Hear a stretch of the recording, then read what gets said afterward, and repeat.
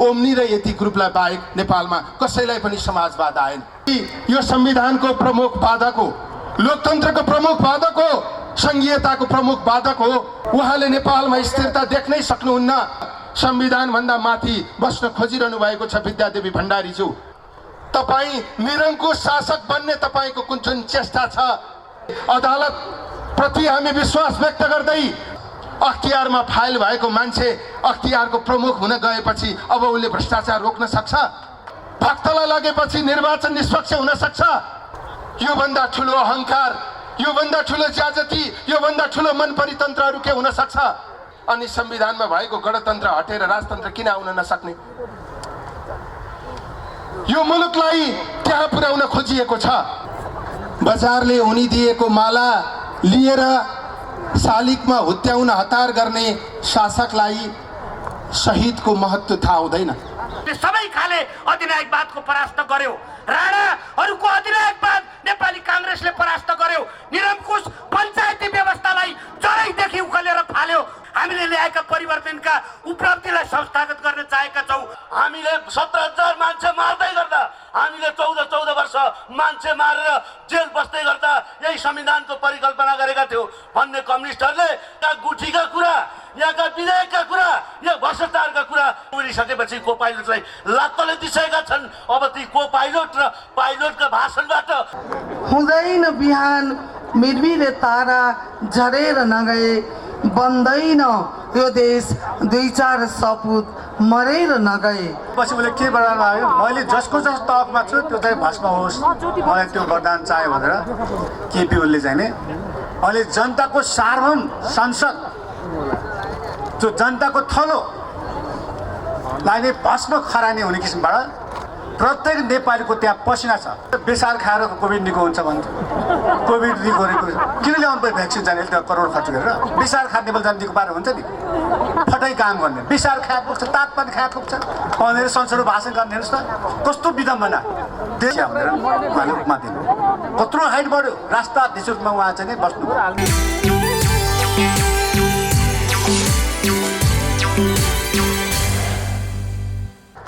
केपी ओलीजीले भनेको समृद्धि उहाँको भाषणमा बाहेक कहीँ पनि भेटिएन। समाजवादको कुरा गर्नुहुन्छ भने अघि कुन्दनले भन्नुभएको जस्तो ओम्नी र यति ग्रुपलाई बाहेक नेपालमा कसैलाई पनि समाजवाद आएन। स्थिरताको त प्रधान शत्रु हो केपी ओली। उहाँले नेपालमा स्थिरता देख्नै सक्नुहुन्न। विभिन्न विधेयकहरू ल्याएर नेपालको संवैधानिक जे व्यवस्था थियो अध्यादेश ल्याएर उहाँले त्यसलाई मिच्न खोज्नुभयो। सरकारहरू ढल्न थाले, पार्टीहरू फुट्न थाले। संविधानले राजनीतिक दल फुटाउनका निम्ति केन्द्रीय संसदीय दल र केन्द्रीय समितिमा 40% हुने व्यवस्था गर्यो। संवैधानिक परिषदमा विपक्षी दलको नेता अनिवार्य रूपमा हुनुपर्ने व्यवस्था गर्यो। उहाँले अध्यादेश ल्याएर त्यसलाई पहिले भत्काउन खोज्नुभयो। त्यो एउटा अस्थिरताको द्योतक थियो। संसदमा 2/3 ल्याएको पार्टी अनि त्यसको अध्यक्ष प्रधानमन्त्री भएको बेलामा त्यही संसदलाई उहाँले विघटन गर्नुभयो। त्यसैले केपी ओली स्थिरताको शत्रु हो। उहाँले नेपाललाई स्थिर भएको देख्न चाहनुहुन्न। आज सरकार सञ्चालनको पक्षबाट मात्रै होइन, नेपालको संविधान रक्षाको पक्षबाट पनि केपी ओली यो संविधानको प्रमुख बाधक हो, लोकतन्त्रको प्रमुख बाधक हो, संघीयताको प्रमुख बाधक हो र नेपालमा समृद्धि आउन नसक्नुको मुख्य कारण केपी ओलीले देशको नेतृत्व गरेको कारणले हो। आज नेपालको संविधानले स्थिरताका निम्ति धेरै व्यवस्था गरेको छ। संवैधानिक व्यवस्थालाई कुल्चिएर उहाँले 2/3 संसद भङ्ग गर्नुभयो। नेपालको संविधानको कुन धारामा प्रधानमन्त्रीले अविश्वासको प्रस्ताव ल्याएर त्यो प्रस्ताव फेस गर्न सकेन भने संसद विघटन गर्ने व्यवस्था गरिएको छ। अझ केपी ओलीजीका विरुद्ध त अविश्वासको प्रस्तावसम्म पनि दर्ता भएको थिएन। धारा 76 को 1 देखि 10 सम्म विभिन्न व्यवस्थाहरू गरिएको छ। 1 देखि 9 सम्म कुनै पनि काम नगरिकन एकैचोटि 10औं नम्बरमा प्रवेश गर्न पाइन्छ। संसद विघटनलाई संविधानले अत्यन्त धेरै अप्ठ्यारो बनाएको छ। संविधान मस्यौदाकार आदरणीय कृष्णप्रसाद सिटौलाजी यही हुनुहुन्छ। नेपालको संविधानले सरकारहरू छिटो छिटो फेरिए भनेर 2 वर्षसम्म अविश्वासको प्रस्ताव ल्याउन नपाउने व्यवस्था गरेको छ। नेपालको संविधानमा प्रधानमन्त्रीहरूले आफू टिक्नका निम्ति 50-60 जना मन्त्री बनाउन थाले भनेर 25 जना भन्दा बढी मन्त्री नबनाउने व्यवस्था गरेको छ। माधव नेपालजीसँग रिस उठ्यो, उहाँले संसद विघटन गरिदिनु भयो। कसैसँग रिस उठेको आधारमा जनताको संसद परम्परा लागू गर्न मिल्छ? नेपालमा त नयाँ संविधान छ। हामीले संविधान भन्दा माथि कसैलाई पनि नराख्नका निम्ति गणतन्त्र ल्याएका हौं। हिजो राजाहरूले टेरेनन्, त्यसैले राजाहरूले नटेरेका कारणले उनीहरूलाई हामीले हटायौं र गणतन्त्र ल्यायौं। तर आज संविधान भन्दा माथि बस्न खोजिरहनु भएको छ विद्यादेवी भण्डारीज्यू, केपी ओलीज्यू। पाब्लो निरुदले भनेका थिए, तिमी बगैँचाको फूल टिप्न सक्छौ, तिमी बगैँचा फाड्न सक्छौ, तर बसन्त आगमनलाई तिमीले रोक्न सक्दैनौ। केपी ओलीजी, तपाईले एकपटक संवैधानिक व्यवस्थालाई कुल्चन सक्नुहुन्छ। तपाईले एकपटक नागरिक सभाको आन्दोलनमा फोहोरा हाल्न सक्नुहुन्छ। तपाईले थुप्रै मान्छेलाई शहीद बनाउन सक्नुहुन्छ, तर देशको प्रगति र उन्नतिलाई तपाईले रोक्न सक्नुहुन्न। तपाई निरङ्कुश शासक बन्ने तपाईको जुन चेष्टा छ त्यो कुनै पनि हालतमा सम्भव हुन सक्दैन। त्यसैले समयलाई केपी ओलीजीले रोक्न सक्नुहुन्न, लोकतन्त्रलाई उहाँले समाप्त गर्न सक्नुहुन्न। यो जुन खालको प्रवृत्ति केपी ओली प्रवृत्ति मुलुकको राजनीतिमा देखिएको छ, यो प्रवृत्तिले नेपालको लोकतन्त्रलाई बलियो बनाउँदैन, नेपालमा लोकतन्त्रलाई संस्थागत गर्दैन। एउटा भनाइ छ, मकैबारी हेर्न बाँदरलाई जिम्मा दिए जस्तै नेपालको गणतन्त्रको नेतृत्व गर्न केपी ओलीलाई जिम्मा दिएको कारणले यो परिस्थिति निर्माण भएको हो। ६५-६३ सालको जनआन्दोलनको उपलब्धि हासिल गर्ने सवालमा केपी ओलीजी त्यसको अंशियार होइन। केपी ओलीजी गणतन्त्रवादी नेता पनि होइन। गणतन्त्र विरोधी नेतालाई हामीले गणतन्त्रको बागडोर सम्हाल्न दियौं। त्यसकारण आज यो उपलब्धिहरू सङ्कटमा परेको स्थिति छ। म सम्मानित अदालतलाई पनि भन्न चाहन्छु, अदालत र न्यायमूर्तिहरू हाम्रा लागि सम्मानित व्यक्ति र संस्था हो। अदालतको निष्पक्षताका निम्ति हामी लडेका हौं। शक्ति पृथकीकरण हाम्रो सिद्धान्त हो। त्यसैले शक्ति पृथकीकरणको आधारमा अदालत निष्पक्ष छ भन्ने हाम्रो विश्वास छ।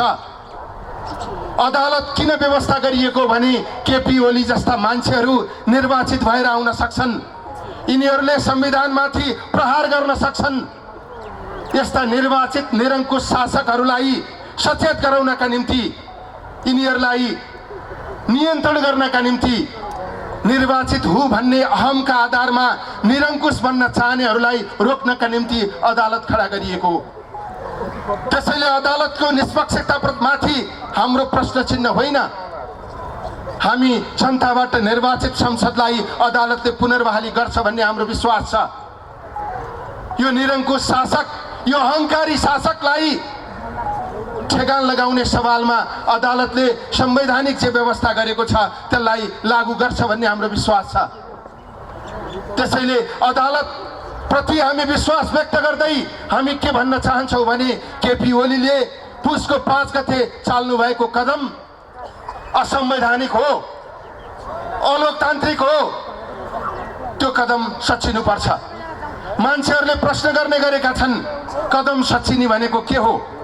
कांग्रेसले कदम सच्चिनुपर्छ त भनेको छ, तर संसदको पुनर्बहाली हुनुपर्छ भनेको छैन। होइन, कदम सच्चिनुपर्छ भनेकै संसदको पुनर्बहाली हुनु हो। प्रतिनिधि सभाको पुनर्बहाली कांग्रेसको माग हो, किनकि कांग्रेस संविधानवादमा विश्वास गर्छ। संसद विघटन असंवैधानिक भनेपछि, असंवैधानिक कदम भइसकेपछि हुने निर्वाचन कसरी संवैधानिक हुन सक्छ? केपी ओलीजीले संसद विघटन गर्नुभएको छ। संसद विघटन गरेपछि उहाँ काम चलाउ प्रधानमन्त्री हो। काम चलाउ प्रधानमन्त्रीले दुनियाँमा कहाँ मन्त्रीमण्डल विस्तार गरेको छ? संसद विघटन गरेपछि केपी ओलीजीले मन्त्रीमण्डल विस्तार गर्नुभएको छ। संसारको कुन चाहिँ परम्पराले यो गर्न दिन्छ? संसारमा कुन संविधानमा यस्तो व्यवस्था गरिएको छ? लाज पनि लजाइसक्यो। प्रदेशमा हरेको व्यक्तिलाई संघीय मन्त्रीमण्डलको सदस्य बनाइएको छ। प्रतिनिधि सभामा हरेको व्यक्तिलाई राष्ट्रिय सभाको सदस्य बनाइएको छ। विभिन्न नियुक्तिहरू गरिएको छ। अख्तियार अनुसन्धान आयोगको प्रमुख जसलाई बनाइएको छ, उहाँको फाइल अख्तियारमा पहिल्यै तामेलीमा बसेको छ। अख्तियारमा फाइल भएको मान्छे अख्तियारको प्रमुख हुन गएपछि अब उसले भ्रष्टाचार रोक्न सक्छ? निर्वाचन आयोगमा नेकपाको सदस्य केपी ओलीजीको भक्तला लगेपछि निर्वाचन निष्पक्ष हुन सक्छ?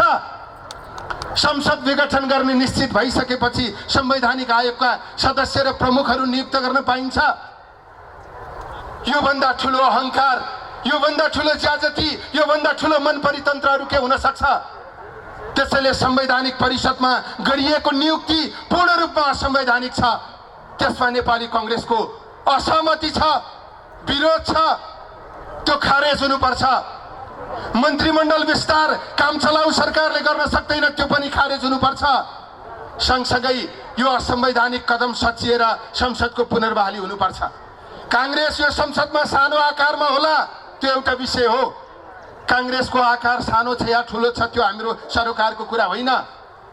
15 सालमा 2/3 ल्याएर निर्वाचित भएका पीपी कोइरालाले, ज्ञानेन्द्रले, महेन्द्रले भने अनुसार गरिदिन तयार भएको भए उनी सधैँ प्रधानमन्त्री भइरहन्थे। तर उनी महेन्द्रले भने अनुसार गर्न तयार भएनन्। लोकतन्त्र समाप्त हुन उनले दिएनन्। त्यसकारण उनी प्रधानमन्त्रीको कुर्सीबाट सिधै जेलको छिडीमा पुगे। त्यसैले कांग्रेसका लागि संविधानवाद ठुलो कुरा हो, लोकतन्त्र ठुलो कुरा हो। पहिलो कुरा, असंवैधानिक कदम चाल्ने प्रधानमन्त्रीले गरेको चुनाव संवैधानिक हुन सक्दैन। केपी ओलीजी चुनाव गर्ने ल्याकत राख्नुहुन्न। उहाँले गरेको चुनाव आधिकारिक हुन सक्दैन। त्यसमाथि केपी ओलीजीले चुनाव गर्नुहुन्न। वैशाखको 17 गते चुनाव हुँदैन, यो हामी सबैलाई थाहा छ। कांग्रेस त्यति मूर्ख छैन। केपी ओलीजी सत्तामा बस्ने, सबैतिर नियन्त्रण गर्ने, सबैतिर आफ्नो सञ्जाल विस्तार गर्ने, एकलौटी गर्ने, अनि त्यसपछि उहाँले गरेको चुनाव चाहिँ निष्पक्ष हुन्छ भनेर हामीले पत्याउन सक्दैनौँ। केपी ओलीजी प्रधानमन्त्री भएर कांग्रेसलाई जिताउनका निम्ति उहाँले चुनाव गरिदिनुहुन्न। वैशाखको 17 गते चुनाव भयो, निष्पक्ष निर्वाचन भयो भने केपी ओलीजीको पनि जमानत रहँदैन। केपी ओलीजी यदि तपाईलाई जनताका बीचमा जाने इच्छा छ भने, तपाईँ एकदमै धेरै पपुलर छु भन्ने तपाईलाई लाग्छ भने प्रधानमन्त्रीबाट राजीनामा दिएर चुनाव लड्न आउनुहोस्। हामी त्यसपछि तपाईको हैसियत के हो हामीले देखाउँछौँ। प्रधानमन्त्रीको कुर्सी छोडेको दिन 165 वटा निर्वाचन क्षेत्रमा कहीँ पनि केपी ओलीको उम्मेदवारको जमानत बाँकी रहने छैन। 3 वर्षसम्म मनपरी गर्ने, निर्मला पन्त र सम्झना विकाका बलात्कारीहरूलाई संरक्षण गर्ने, भ्रष्टाचारीहरूलाई संरक्षण गर्ने, दलालहरूलाई संरक्षण गर्ने, देश र जनतालाई सधैँभरि अपमान गर्ने, अनि उहाँ निर्वाचनमा गएर मत माग्दा कुन चाहिँ जनताले उहाँलाई भोट दिन्छ? उहाँलाई पनि थाहा छ चुनाव हुँदा म हार्छु भन्ने कुरा। उहाँले चुनाव गर्न होइन, यो प्रतिक्रियालाई कन्ट्रोल गर्नका निम्ति उहाँले निर्वाचनको पासो फ्याक्नु भएको हो। यो निर्वाचन हुँदैन। अब यदि संसदको पुनर्बहाली भएन भने नेपालमा संविधान उल्लङ्घनको प्रक्रिया प्रारम्भ हुन्छ। संसद विघटन हुने अवस्थै थिएन, तर विघटन भयो, यसको मतलब संविधान उल्लङ्घन भयो। वैशाखको 17 गते निर्वाचन हुँदैन, त्यसपछि अर्को सहमतिमा अर्को व्यवस्था हुन्छ। त्यो व्यवस्था पनि संवैधानिक व्यवस्थाको खिलाफमा हुन्छ। संविधान विरुद्ध एकपछि अर्को निरन्तर कदम अगाडि बढ्दै जान्छ र अन्तिममा के भनिन्छ भने संविधानमा नभएका विभिन्न कुराहरू लागू हुन सक्ने, अनि संविधानमा भएको गणतन्त्र हटेर राजतन्त्र किन आउन नसक्ने? यो मुलुकलाई त्यहाँ पुर्याउन खोजिएको छ। त्यहाँ पुर्याउने अभियानको नेतृत्व केपी ओलीजीले गरिरहनु भएको छ। केपी ओलीजी कम्युनिस्ट हो भन्नुहुन्छ। उहाँ यदि कम्युनिस्ट हो भने उहाँ शाही कम्युनिस्ट हो, उहाँ सामन्त कम्युनिस्ट हो। नेकपाको घोषणा पत्रमा 2 वर्षभित्र नेपाललाई खाद्यान्नमा आत्मनिर्भर बनाइनेछ भनेर लेखिएको छ। 2 वर्षभित्र खाद्यान्नमा आत्मनिर्भर बनाउँछु भनेर चुनाव जितेको नेकपाले 2 वर्षपछि होइन 3 वर्षपछि जनतालाई मल पनि दिन सकेन। नेकपाको घोषणा पत्र यति धेरै महत्त्वकांक्षी छ, त्यसको त्यहाँभित्र लेखिएको कुनै पनि काम यो सरकारले गरेन। पोतिएको सडकमा टकटक आवाज निकाल्दै हिँड्ने खुट्टाहरूलाई खेत र बारीका बारेमा थाहा हुँदैन। पटपटी फुटेका खुट्टा नचिन्ने शासकलाई माटोको कथाका बारेमा थाहा हुँदैन। बजारले उनिदिएको माला लिएर शालिगमा हुत्याउन हतार गर्ने शासकलाई शहीदको महत्त्व थाहा हुँदैन। आज शहीद दिवस, म अमर शहीदहरूप्रति गहिरो सम्मान व्यक्त गर्न चाहन्छु। हजारौं शहीदहरूले बलिदान गरेर नेपालमा हामीले लोकतन्त्र ल्यायौं, गणतन्त्र ल्यायौं, समावेशी राज्य संरचना स्थापित गर्यौं। आज रत्न पार्कमा उभिएर हामीले त्यो बलिदानबाट प्राप्त भएको उपलब्धि रक्षा गर्ने सन्दर्भमा तपाईहरुका बीचमा आफ्ना धारणाहरू राखिरहेका छौं। हामीले हिजो यो अन्तिम सङ्घर्ष हो, यो भन्दा पछाडि अब कुनै पनि युवाले अथवा कसैले पनि लोकतन्त्रका लागि सङ्घर्ष गर्नुपर्ने छैन भनेर हामीले भन्यौं। गिरिजाप्रसाद कोइरालाले भन्नुभयो, त्यो भनेको धेरै वर्ष बित्न नपाउँदै फेरि हामीले उपलब्धि भनेका विषयहरू सङ्कटमा परेका छन्। ती खोसिने हुन् कि भन्ने धेरै ठुलो आशंका हाम्रा बीचमा उत्पन्न भएको छ। आज गएको निर्वाचनमा नेकपाले झन्डै 2/3 समर्थन प्राप्त गर्यो। संघीय संसदमा उसको संख्या 2/3 हाराहारीमा छ। हामीले ल्याएको संघीयतामा 7 वटा प्रदेश छ। त्यो 7 वटा प्रदेश मध्येमा 6 वटा प्रदेशमा नेकपाले जितेको छ। 2टा पार्टी मिलेर स्थानीय तहमा जति संख्या उहाँहरूले जित्नु भएको छ त्यो संख्या 2/3 भन्दा बढी छ। एउटा राजनीतिक पार्टीलाई जनताले योभन्दा ठुलो समर्थन गर्न सक्ने अर्को कुनै ठाउँ हुँदैन। तत्कालीन नेकपा एमाले र माओवादीले ल्याएको मत जोड्ने हो भने उहाँहरूको मत 48% थियो। 48% मत प्राप्त गरेर सबै तहमा अत्यधिक बहुमत प्राप्त गरेको पार्टीलाई यो देशमा विकास गर्नका निम्ति, समृद्धि ल्याउनका निम्ति, हामीले ल्याएको संविधान कार्यान्वयन गर्नका निम्ति कसले रोकेको थियो? केपी ओलीजीले रेल ल्याउँछु भनेर भन्नुभएको थियो। भारी समर्थनबाट प्रधानमन्त्री हुनुभएका केपी ओलीलाई रेल ल्याउन कसले छेक्यो? पानी जहाजमा नेपालको झण्डा फरफराउन कसले छेक्यो? घर घरमा ग्यासको पाइप जोड्दिन कसले रोक्यो? हावाबाट बिजुली निकाल्न उहाँलाई कसले समस्या गर्यो? नेपालमा 2 अङ्कको आर्थिक वृद्धि दर हासिल गर्न उहाँलाई कसले अवरोध खडा गर्यो? 3 वर्ष सरकार चलाउँदा एउटा पनि सिग्नेचर प्रोजेक्ट ल्याउन नसक्ने, जनतालाई कुनै पनि खालको राहत दिन नसक्ने, कोभिडको यो महामारीमा जनतालाई परेको यति विघ्न समस्यामा कहीँ पनि सहयोगी बन्न नसक्ने र सरकार छ भनेर हामीले मानिदिनु पर्ने, योभन्दा असफल सरकार मेरो विचारमा नेपालमा आजसम्म बनेकै थिएन। योभन्दा भ्रष्टाचारलाई संरक्षण गर्ने सरकार मेरो विचारमा आजसम्म नेपालमा बनेकै थिएन। योभन्दा बढी विधि विधान विरुद्ध हस्तक्षेप गर्ने, प्रहार गर्ने सरकार आजसम्म नेपालमा बनेकै थिएन। हामीले नयाँ संविधान गणतन्त्रलाई छुड राख्नका निम्ति, संस्थागत गर्नका निम्ति ल्याएका हौं। हामीले नयाँ संविधान संघीयतालाई बलियो बनाउनका निम्ति ल्याएका हौं।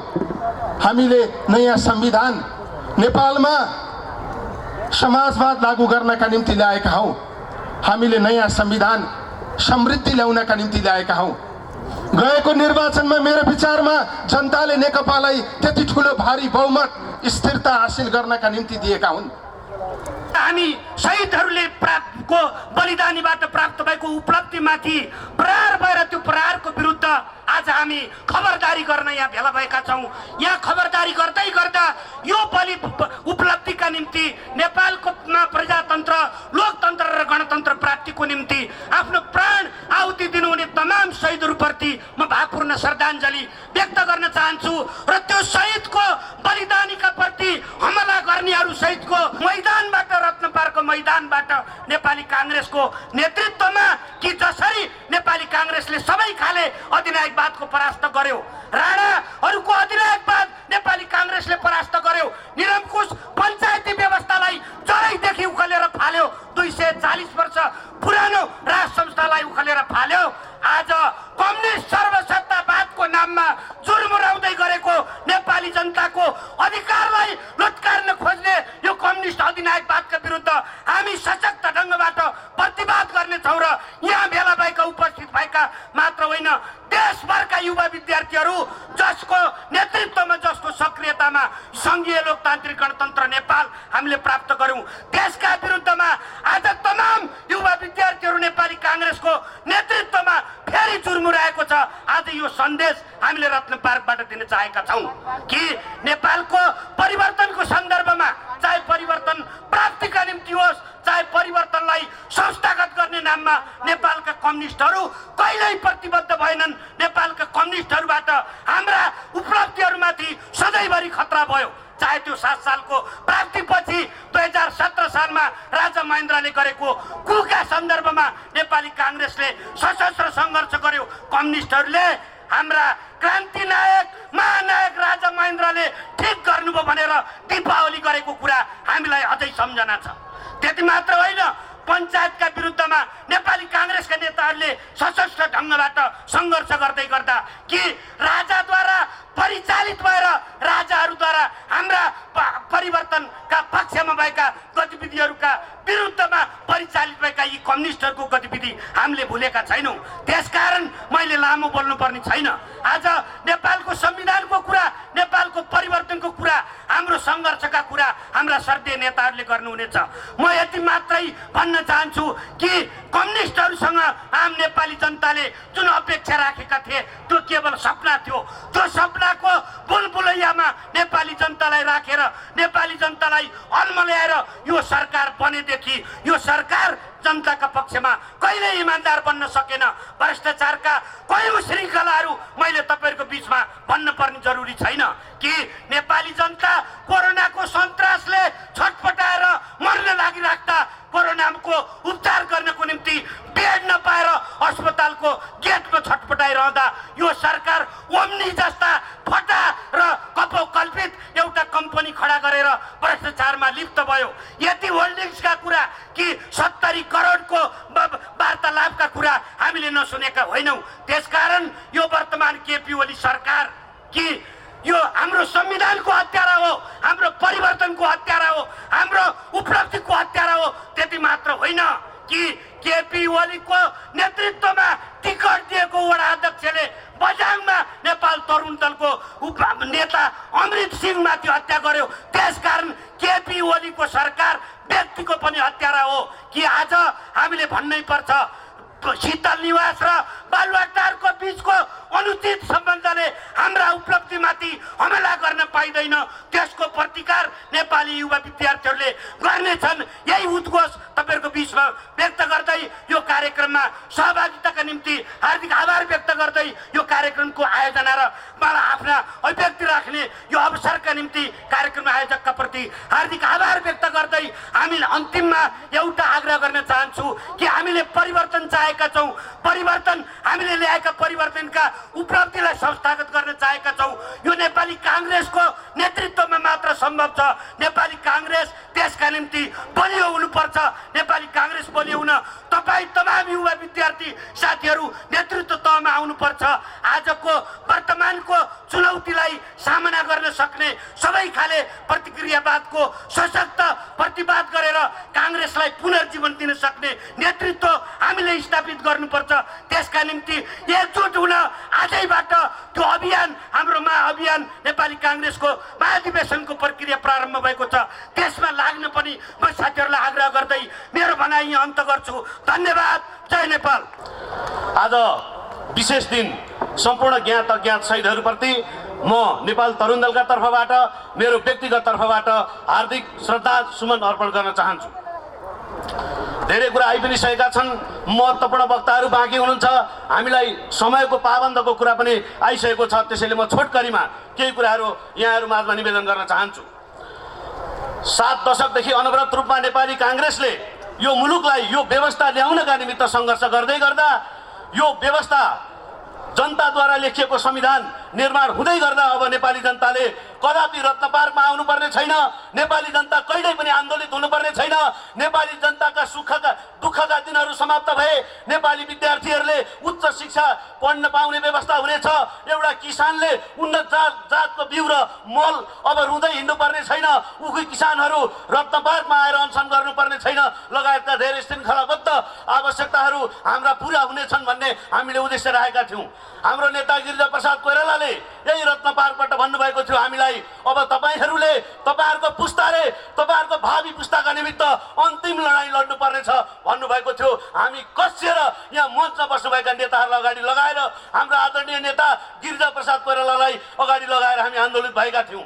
आज 3 वर्ष बित्न नपाउँदै यी कम्युनिस्टहरूले हिजो सबैभन्दा धेरै मत पाउँदै गर्दा, हामीले 17,000 मान्छे मार्दै गर्दा, हामीले 14 वर्ष मान्छे मारेर जेल बस्दै गर्दा यही संविधानको परिकल्पना गरेका थियौँ भन्ने कम्युनिस्टहरूले जनताद्वारा ठुलो मत दिँदै गर्दा पनि यो मुलुकलाई संविधान सभा मार्फत संविधान दिन सकेनन्। तर हाम्रै नेता पार्टी सभापति सुशील कोइरालाले यो मुलुकलाई संविधान दिनुभयो। हाम्रै नेता पार्टी सभापति शेरबहादुर देउवाले यो संविधानलाई कार्यान्वयनको पथतर्फ हिँडाउनु भयो। आज बैलगाडा चढ्ने सपना देखेका केपी ओलीलाई नेपाली जनताले सबैभन्दा धेरै मत दिएर यो संविधानको कार्यान्वयन गर्लान् भन्ने विश्वास गर्नुभयो। आज 3 वर्ष नपुग्दै यो संविधानमाथि लात मार्ने काम भयो। जो संविधानको पक्षमा थिएनन् उनीलाई यो संविधानको कार्यान्वयन गर्ने जिम्मा दिँदै गर्दा आज फेरि नेपाली जनता सडकमा आउनुपर्ने, रत्न पार्कमा आउनुपर्ने, विभिन्न तह वडा इकाइहरूमा आन्दोलित बन्नुपर्ने बेला आएको छ। म निवेदन गर्न चाहन्छु, यहाँका गुठीका कुरा, यहाँका विधेयकका कुरा, या भ्रष्टाचारका कुरा गरिराख्ने हामीलाई फुर्सद भएन। म यहाँ तपाईँहरूलाई उतापट्टि फर्केर हेर्नका निमित्त आग्रह गर्न चाहन्छु। मैले जानेको रत्न पार्क आज शङ्खदार उद्यान भनेर एउटा फ्लेक्स बोर्ड टाङ्ने परिवर्तनहरू केपी ओली सरकारले गर्यो।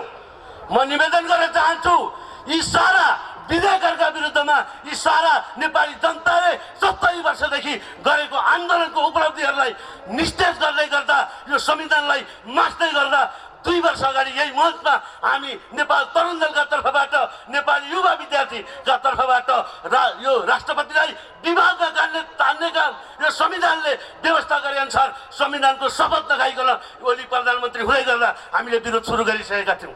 हाम्रा नेताहरूले सदनमा यो सरकारका कर्तृत्वहरू, यो सरकारका महत्वाकांक्षाका बारेमा विरोध गर्दै गर्दा आज सडकमा म यहाँ छु भन्ने नेताहरू हिजो सदनमा मख परेर बसेका थिए। सँगैको पाइलट को पाइलट भएर बसेका थिए। आज केपी ओलीले प्लेन उडिसकेपछि को पाइलटलाई लात्तले दिइसकेका छन्। अब ती को पाइलट र पाइलटका भाषणबाट नेपाली जनताले कम्युनिस्टको झुक्क्याइ, कम्युनिस्टको जुन किसिमको चाहिँ नेपाली जनतामाथिको अन्याय छ त्यो हामीले बुझ्न जरुरी छ।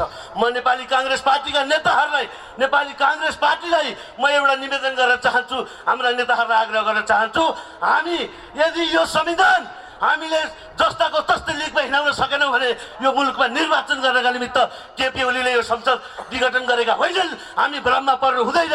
यदि हामी प्रतिस्पर्धी राजनीति गर्दै गर्दा हामीहरूले कुनै पनि पार्टीसँग मिलेर अब जानु पर्दैन। नेपाली काङ्ग्रेस आफ्नै खुट्टामा उभिएर आफैद्वारा हाम्रो आफ्नो राजनीति र नेपाली जनताको संविधानले चाहना गरे अनुसारको उपलब्धिहरूलाई संस्थागत गर्दै यो मुलुकलाई समृद्धितर्फ लानका निमित्त नेपाली काङ्ग्रेस अग्रसर हुनुपर्छ भन्ने आग्रह गर्दै र यो संविधान जसरी संरक्षण गर्नुपर्छ। हामी तरुण युवाहरू नेपाली काङ्ग्रेस पार्टीले जस्तो निर्णय गर्छ हामी यो संविधानको पहरेदारीका निमित्त, यो संविधानको कार्यान्वयनका निमित्त, यो संविधान जीवित बनाउनका निमित्त यदि अदालत डराउँछ भने अदालतलाई पनि सुरक्षा दिन नेपाली युवाहरू तयार छौँ भन्ने आग्रह गर्दै बिदा हुन्छु। जय नेपाल, धन्यवाद। साथीहरू, जय नेपाल।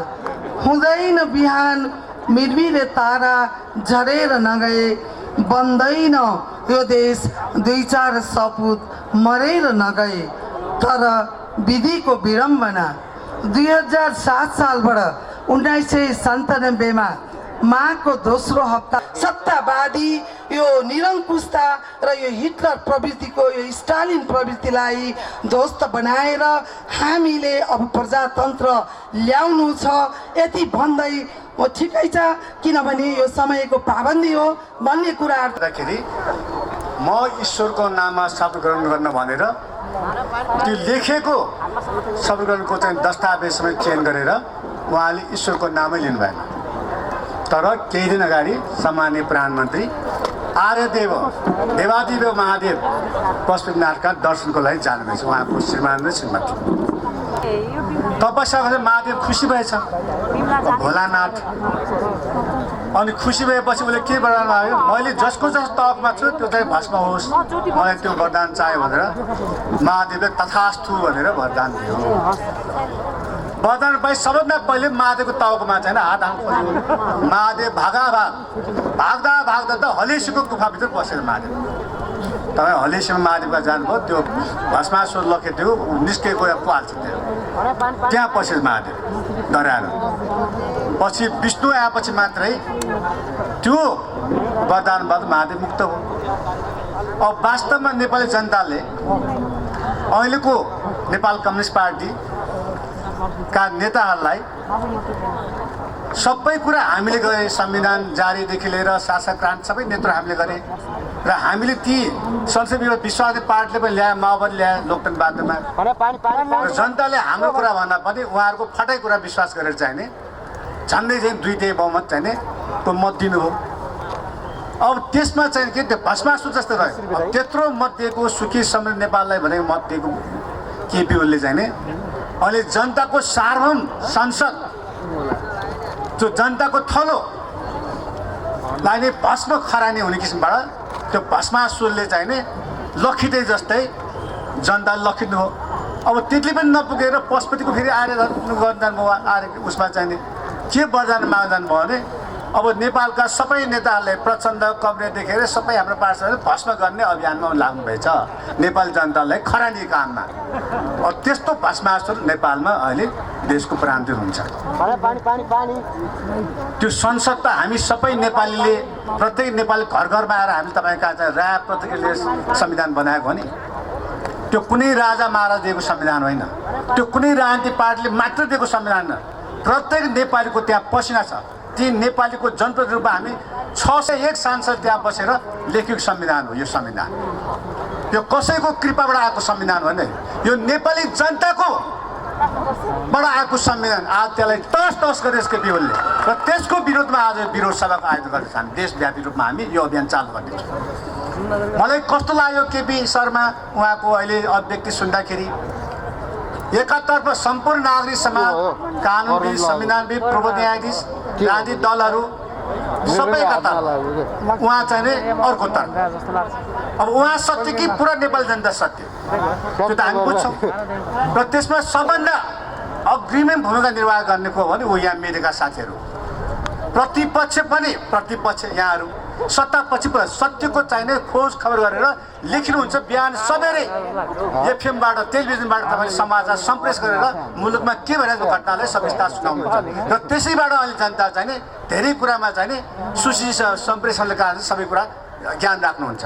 त्यस कारण मलाई के विश्वास छ भने नेपाली जनता जहिले पनि संविधान पक्षमा छ र अहिले केपी ओलीले बारम्बार अदालतलाई धम्काउने हिसाबमा चाहिने उहाँले कुरा, जसरी अमेरिकाको ट्रम्प डोनाल्डले सर्वोच्च अदालतलाई त्यहाँका चाहिँ गभर्नरलाई आफ्नो चुनाव पक्षमा ल्याउनलाई चाहिँ धम्काएर तर्साउनु भयो।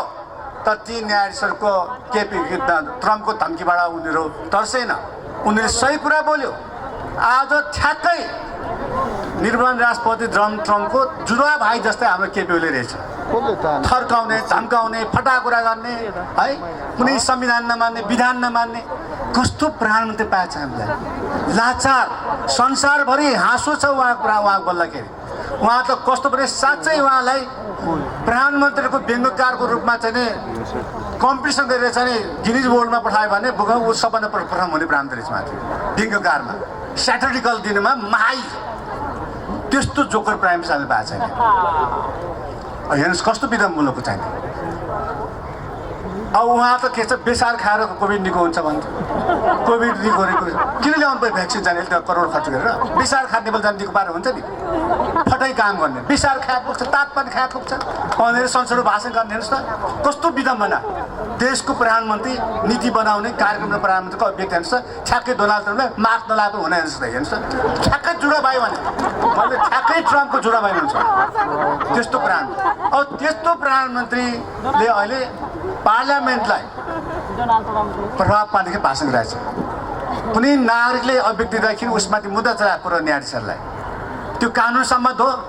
अभिव्यक्ति स्वतन्त्र छैन, न्यायको बारे बोलेको छैन हामीले त। स्वतन्त्र न्यायपालिका, त्यो स्वतन्त्र न्यायपालिका कन्सेप्ट ल्याउने व्यक्ति त उहाँ नै हुन्छ, न त न्यायपालिका स्वतन्त्र नहुँदैछ। पहिलेको संविधानमा उहाँले सङ्घर्ष गरेर केही वामपन्थी त सम्झायो न्यायपालिका स्वतन्त्र हुनुपर्छ भनेर अडान लिएपछि अहिले न्यायपालिका स्वतन्त्र भएको छ। आज ती न्यायालयका न्यायाधीशहरूलाई प्रभाव परे प्रधानमन्त्रीले चाहिँ नि विभिन्न किसिमको अभिव्यक्ति घर घरमा बोलाएर तर्साएर धम्काएर काम गर्छ। तर मलाई विश्वास के छ भने सम्मानित न्यायालयबाट त्यस्तो कुनै किसिमको काम हुँदैन मलाई लाग्छ। यो म किन भन्दैछु भने सम्मानित प्रधान न्यायाधीश अहिलेको चोलेन शमशेर राणाजीलाई संविधान परिषदबाट सिफारिस गर्दाखेरि त्यहाँ योगेश भट्टराई लगायत सबै कम्युनिस्ट पार्टीका साथीहरू थिए। हामी कङ्ग्रेसका 4 जना थिए, ज्ञानबहादुर कार्की, मान्य ज्ञानवाके, पुष्पा भूषालजी, जितेन्द्र देव र म थिएँ। र मैले उहाँलाई अन्तिम प्रश्न के गरेँ भने उहाँको 9वटा उजुर थियो अहिले चोलेन शमशेर राणाको बारेमा। उहाँ प्रधान न्यायाधीश हुनुभन्दा अगाडि होइन जनताले दिएको उजुरहरू, त्यो उजुरमा छानबिन भयो। छानबिन हुँदाखेरि त्यहाँ सबैले आफ्नो आफ्नो प्रतिक्रिया दियो त्यसमा चाहिँ। र मैले चाहिने त्यो प्रतिक्रिया आउँदाखेरि मलाई अलिकति आत्मग्लान पनि भयो। देशको प्रधान न्यायाधीश बन्ने मान्छेले यस्तो किसिमको चाहिने प्रतिक्रिया आएछ। तर मैले के भने त्यो बेला उहाँलाई सम्मानित प्रधान न्यायाधीशज्यू, तपाईँ अब यदि अनुमोदन भयो भने तपाईँ 4 वर्ष तपाईँ कार्यकाल छ, मान्छेको जीवनमा गल्ती हुन्छ। त्यो 9वटा उजुरमा म बस्दै चाहदिनँ, त्यो इतिहासका पाटा हो। त्यो गल्ती तपाईँले गरेको छ वा छैन विषयमा तपाईँ आफैले आत्माले सोध्नुहोस्। अरूले भने केही पनि हुनेवाला छैन। आत्माले त स्वच्छ कुराहरू छ, झुटलाई झुट भन्छ, सत्य सत्य भन्छ। आत्माले सो मनन गर्नुहोस्, अब राम्रो गल्ती नगर्नुहोस् भन्ने उहाँले। गल्ती सबैको हुन्छ। हाम्रो सभानीय प्रधानमन्त्री गिरिजा प्रसाद कोइराला गल्ती भएकै हो, उहाँ पनि गल्ती भन्यो। त्यो बेला पार्टी फुट्यो, बहुमतको सरकार चाहिँ ढल्यो, गल्ती भएछ। तर त्यो बेला संविधान सम्मत गल्ती भएको उहाँको थियो। संविधान अधिकार थियो, प्रधानमन्त्री राइट थियो, विशेषाधिकार थियो 47 संविधानमा।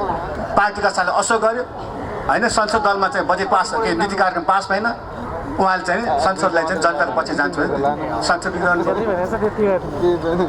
अरू पनि गल्ती भयो होला। तर 62 आन्दोलनमा 12 वर्ष द्वन्द्व बसेका माओवादीलाई, जङ्गलमा बसेका माओवादीलाई, बाबुराम भट्टराई र प्रचण्डजीलाई जसलाई गिजावल चिनेको थिएन, उहाँले दिल्लीमा गएर त्यसमा कृष्णप्रसाद विशेष भूमिका थियो उहाँको सहयोगमा बाबुराम भट्टराई र चाहिँ प्रचण्डजी दालबाजीलाई ल्याएर शान्तिपूर्वक ल्याउनु भयो।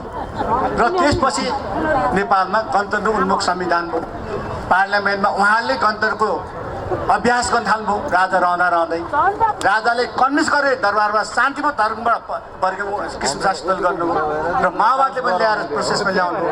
त्यसपछि आन्दोलन सफल भएपछि गिरिजा प्रसाद कोइराला जो पहिले जहिले विवादमा आउने गिरिजा प्रसाद कोइराला उहाँको सुटदेखि विवादमा आउने कुरा गर्नु छ हामीले पनि। तर पछि शान्तिपूर्ण सफल भएपछि उहाँ भारतका प्रधानमन्त्री तत्काल प्रधानमन्त्री मनमोहन अधिकारीले उहाँले बोलाएर के भन्नुभयो भने द टावरिङ पर्सनालिटी अफ चाहिँ एसिया भनेर उहाँले उपमा दिनु। कत्रो हाइट बढ्यो, राष्ट्रपति रूपमा उहाँ चाहिँ बस्नुभयो। जनभावना संविधानको अक्षर र मर्म अनुसार चाहिँ निर्णय गर्नुपर्छ ताकि उहाँले पनि एउटा सम्मान पाओस्। त्यो कुरा मलाई विश्वास। उहाँहरू न्यायको व्याख्याता, न्यायमूर्ति, युधिष्ठिर जस्तो हो उहाँहरू। सहीलाई सही भन्नुभयो, गलतलाई गलत हुन्छ। कसैको प्रभावमा निर्णय गर्यो भने भोलि उहाँहरूको अनुहारमा जसै अहिले राष्ट्रपति बदनाम भएको छ, प्रधानमन्त्री बदनाम भएको छ होइन, सुभाष नेमाङ जसले 2 पटक संविधान सभाको नेतृत्व गरेर काम गर्यो उहाँ बदनाम भएको छ। सही कुरा नगर्दाखेरि जसले सही गर्छ उसको मात्र नाम रहन्छ। त्यसैले मलाई विश्वास के छ भने सम्मानित अदालतले चाहिँ नि संविधानको अक्षर र भावनासाथ निर्णय गर्छ विश्वास छ। त्यसैले अरूले जे भने तापनि मलाई यो यदिको नेपालले शान्ति लाने हो भने एउटा सुरुङबाट, कालो सुरुङबाट बाहिर ल्याउने हो भने